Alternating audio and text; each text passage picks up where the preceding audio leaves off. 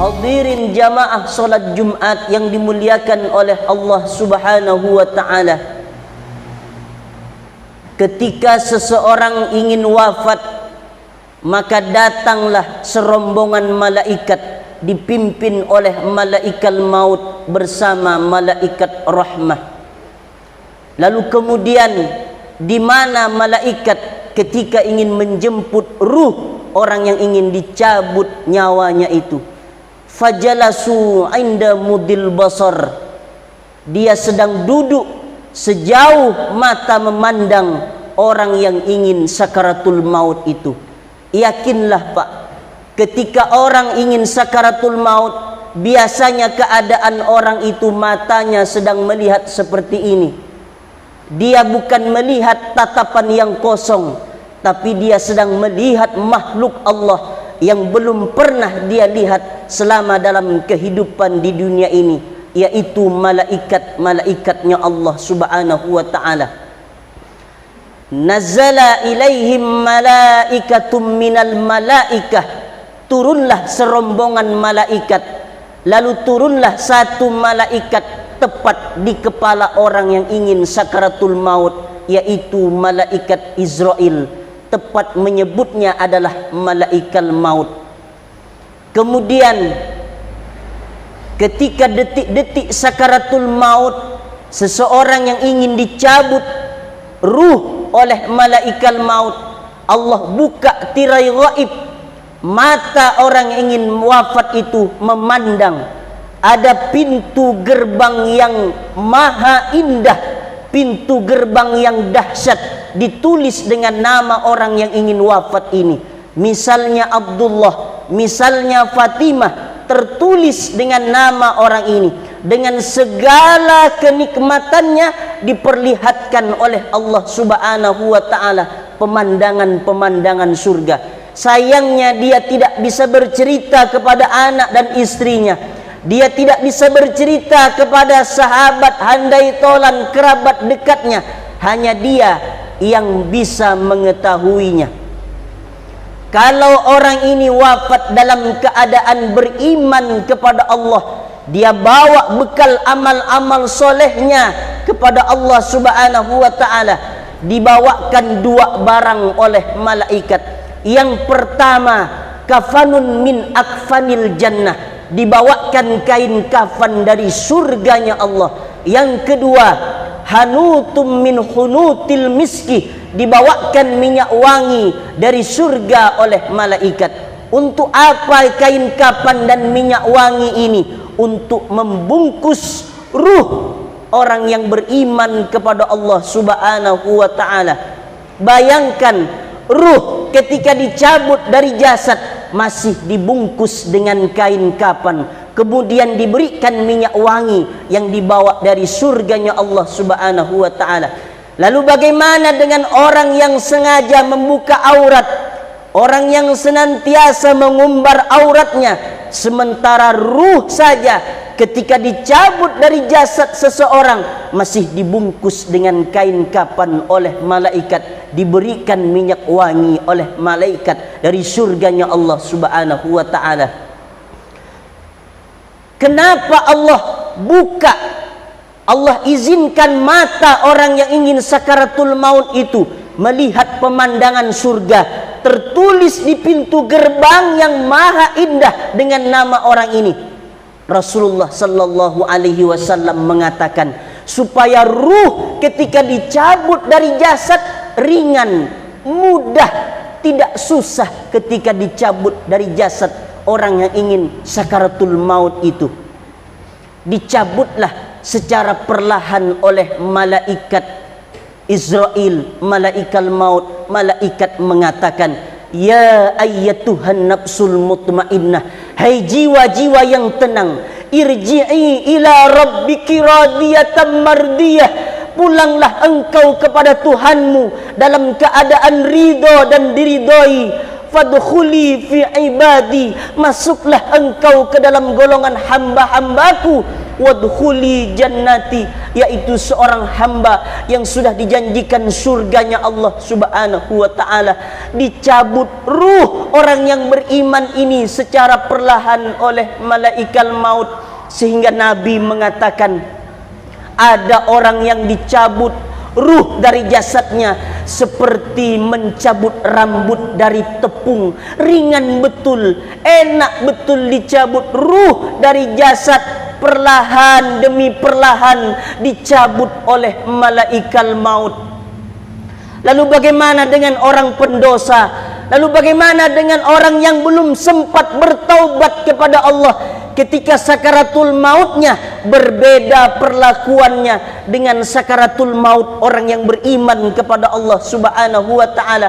Kata malaikat, ya ayyatuhan nafsul khabisah, wahai jiwa yang kotor, wahai jiwa yang keruh, ukhruj, keluar, keluar.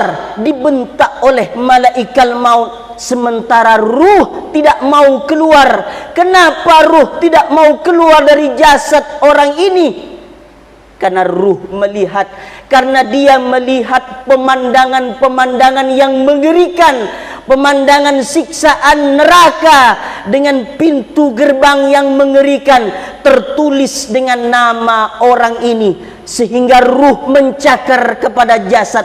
Kisi demi kisi, sisi demi sisi, ruh tetap mencakar, tidak mau dia keluar dari jasad. Kemudian yauma tarol mujrimina fi sakaratil maut, ada orang yang dicabut ketika sakaratul maut, dihantam wajahnya oleh malaikat maut, dipukul dadanya, dipukul lambungnya. Ukhruj, keluarlah engkau, keluar engkau wahai jiwa yang keruh, wahai jiwa yang kotor. Dibentak oleh malaikat maut, akhirnya ditarik dengan satu kali tarikan, dengan satu kali sentapan oleh malaikat maut. Begitulah perlakuan orang yang mati dalam keadaan tidak membawa iman kepada Allah Subhanahu wa ta'ala. Beda dengan perlakuan orang yang membawa iman kepada Allah Subhanahu wa ta'ala. Setelah selesai dicabut ruh oleh malaikat Israel dari orang yang sakaratul maut ini, diserahkan ruh itu kepada malaikat rahmah. Lalu dibawalah oleh malaikat ruh yang sudah dibungkus dengan kain kapan, sudah diolesin minyak wangi dari surga yang dibawa oleh malaikat. Dibawalah naik ke langit, pintu langit pertama. Kemudian kata Rasulullah, fastabtahu lahumul bab, mereka meminta untuk dibukakan pintu langit pertama. Lalu dibukalah pintu langit pertama. Seluruh malaikat gemuruh bertanya, manir ruh hadzat tayyib, ini ruhnya siapa? Ruh ini sangat baik, ruh ini sangat wangi, ini ruhnya siapa? Semua malaikat bertanya, ini ruhnya siapa? Hazal Fulan bin Fulan, ini ruhnya si Fulan. Lalu dibukalah pintu langit pertama, masuklah ruh ke pintu langit pertama ini. Langit, pintu langit ada 7 lapis. 1, 2, 3, 4, 5, 6, 7. Satu lapis, kedua lapis, 500 tahun perjalanan. Kemudian dibawa menuju langit yang kedua oleh para malaikat. Sama juga, minta dibukakan pintu langit. Fastabtahu lahumul bab, pun bukakanlah pintu langit. Manirruh, ini ruhnya siapa? Hadzat tayyib, ini ruh yang sangat baik, ini ruh yang sangat wangi. Ketika sampai kepada langit yang ketujuh, minta dibukakan pintu langit yang ketujuh. Lalu Allah berfirman, datanglah suara Allah berfirman, A'iduhu ilal ardi, sesungguhnya aku menciptakan dia dari tanah, balikkanlah dia lagi ke tanah. Kata Allah Subhanahu wa ta'ala. Dibawalah oleh malaikat menuju ke bumi untuk berjumpa dengan jasad yang dibawa oleh orang-orang yang beriman, yang sudah dimandikan, yang sudah dikafankan, yang sudah disolatkan, yang kemudian diantarkan ke tempat pengistirahatan yang terakhir. Bertemulah ruh ini dengan jasad yang tadinya ruh dicabut oleh malaikat maut. Ketika seseorang sudah ditanam, sudah dikuburkan, datanglah dua makhluk Allah, malaikat Munkar dan Nakir. Dia bertanya, "Man rabbuka?" Siapa Tuhanmu? "Wa man nabiyuka?" Siapa nabimu? "Wa ma imamuka?" Siapa imammu? "Wa ma dinuka?" Apa agamamu? "Wa ma kiblatuka?" Apa kiblatmu? "Wa ma ikhwatuka?" Siapa saudaramu? Ditanya oleh malaikat Munkar dan Nakir. Ketika ditanya oleh malaikat Munkar dan Nakir, orang yang membawa iman ini, dia teguh pendiriannya menjawab, dia lantang betul menjawab. Kenapa orang yang beriman ini bisa menjawab pertanyaan malaikat Munkar dan Nakir? Andai kita diizinkan oleh Allah telinga mendengar pertanyaan malaikat Munkar dan Nakir, maka pecahlah gendang telinga ini saking nyaringnya suara malaikat Munkar dan Nakir. Lalu bagaimana keadaan orang yang beriman ini? Dia sanggup menjawab pertanyaan malaikat Munkar dan Nakir. Dia dibantu oleh Allah Subhanahu wa ta'ala. Lalu Allah berfirman, "Sodako abdi, hambaku ini benar, hambaku ini jujur, hambaku ini tidak pernah berbohong dengan keimanannya. Dia betul-betul beriman kepadaku," kata Allah Subhanahu wa ta'ala. Lalu kata Allah Subhanahu wa ta'ala, "Waftahu lahu baban ilal jannah." Bukakanlah pintu kuburnya dengan pintu surganya. Dibuka pintu kubur dengan pintu surga oleh Allah Subhanahu wa ta'ala. Dia nampak surganya, dia ingin masuk ke dalam surga itu, tapi sayangnya dia belum bisa masuk ke dalam surga itu karena belum dunia ini berakhir dengan kiamatul kubra, dengan kiamat yang besar. Inilah perlakuan antara wafatnya orang yang beriman kepada Allah, antara orang yang kufur, orang yang pendosa, orang yang wafat kemudian dia tidak bertaubat kepada Allah Subhanahu wa ta'ala. Maka kita sebagai seorang muslim yang mengaku keimanan kepada Allah Subhanahu wa ta'ala, kita mesti percaya bahwa kita semua akan kembali kepada Allah, bahwa kita semua akan menghadap Allah Subhanahu wa ta'ala. Inna lillahi wa inna ilaihi raji'un. Sesungguhnya kita dari Allah, diciptakan oleh Allah Subhanahu wa ta'ala, dan kita akan kembali menghadap Allah Subhanahu wa ta'ala. Kita akan pulang menghadap Allah Subhanahu wa ta'ala. Kita akan meninggalkan dunia yang fana ini. Kita akan meninggalkan segala apa yang kita cintai. Kita akan meninggalkan istri kita, anak kita, pangkat jabatan kita. Semua yang kita miliki dalam kehidupan di dunia ini akan kita tinggalkan. Maka kita bawa bekal yang banyak untuk menghadap Allah Subhanahu wa ta'ala.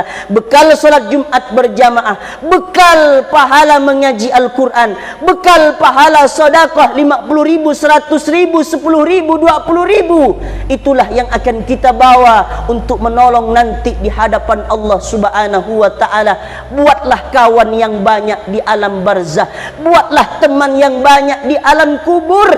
Kalau orang beriman wafat, lalu ada orang yang menemani. Siapa yang menemaninya? Ana a'malukas soleh fid dunya. Aku adalah amal solehmu waktu di dunia. Ditemani orang yang selamat ini, ditemani orang yang bawa bekal iman kepada Allah Subhanahu wa ta'ala ini oleh amal solehnya sampai hari kiamat. Lalu di mana ruh itu Allah letakkan? Kita mesti ikut pendapat ulama. Apa kata Imam Ibnu Qayyim Al-Jauziyah dalam kitab Ar-Ruh? Di mana ruh itu diletakkan? Ada ruh yang disimpan oleh Allah di alam barzah, dia mendapat kenikmatan. Kemudian ada ruh yang disimpan oleh Allah antara langit dan bumi, tak tembus dia kepada Allah. Ini adalah ruh orang yang punya hutang, tapi hutangnya belum sempat dia bayar. Kemudian ada ruh yang disimpan oleh Allah dalam sebuah tanur. Tanur ini mulutnya kecil, sempit, kemudian di bawahnya besar. Orang ini, ruh ini dipanggang dengan api oleh malaikat, disiksa oleh Allah. Dia berusaha untuk keluar dari tanur ini, tapi kemudian dipanggang, disiksa dengan api lagi oleh malaikat. Ini adalah ruh orang yang berzina, yang belum sempat bertaubat kepada Allah Subhanahu wa taala. Ada ruh yang disimpan oleh Allah di sungai darah. Kemudian tiap kali ruh ini menggelintir ke bawah, dihantam dengan batu yang sangat besar. Kemudian menggelintir lagi, dihantam dengan batu yang sangat besar. Ini adalah ruh orang yang sering makan riba, yang belum sempat bertaubat kepada Allah Subhanahu wa taala. Kemudian ada ruh lagi yang disimpan oleh Allah di paruh burung yang berwarna hijau, yang bergelantungan di bawah arsy-Nya Allah Subhanahu wa taala. Ada ruh lagi yang disimpan oleh Allah di dalam paruh burung, tapi burungnya tidak berwarna hijau. Itulah orang yang membawa iman, membawa amal soleh di hadapan Allah Subhanahu wa taala. Mudah-mudahan kita semua dapat menjaga keimanan kita kepada Allah sehingga kita mati dalam keadaan husnul khatimah. Amin ya rabbal alamin. Barakallahu li wa lakum fil Qur'anil azim wa nafa'ani wa iyyakum bima fihi minal ayati wadh-dhikril hakim wa taqabbala minni wa minkum tilawatahu innahu huwal ghafurur rahim.